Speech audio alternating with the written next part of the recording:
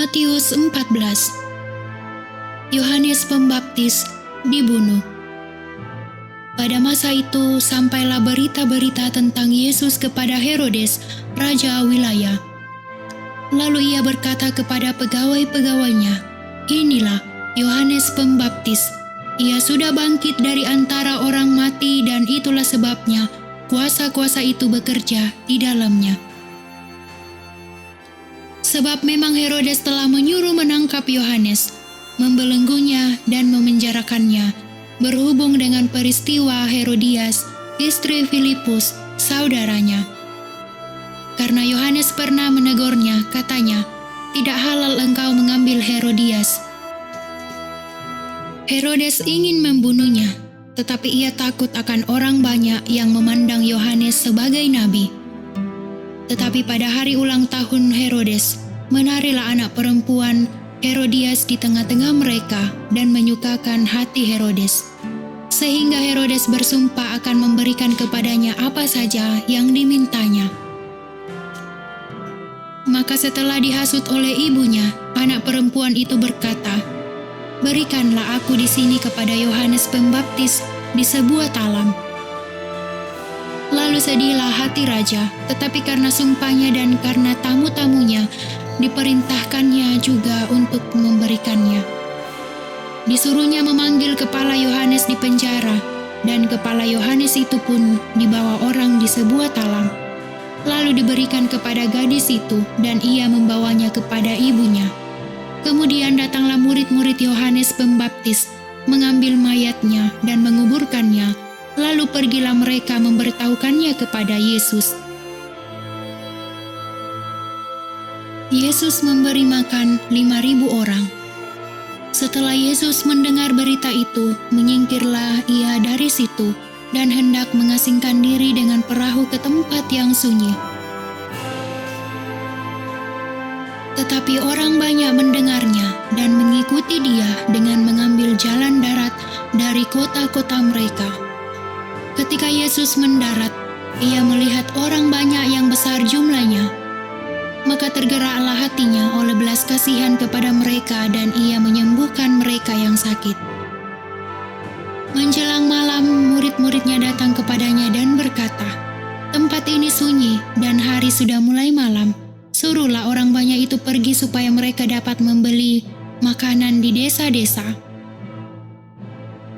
Tetapi Yesus berkata kepada mereka, "Tidak perlu mereka pergi, kamu harus memberi mereka makan." Jawab mereka, "Yang ada pada kami di sini hanya 5 roti dan 2 ikan." Yesus berkata, "Bawalah kemari kepadaku." Lalu disuruhnya orang banyak itu duduk di rumput, dan setelah diambilnya 5 roti dan 2 ikan itu, Yesus menengadah ke langit dan mengucap berkat, lalu memecah-mecahkan roti itu dan memberikannya kepada murid-muridnya.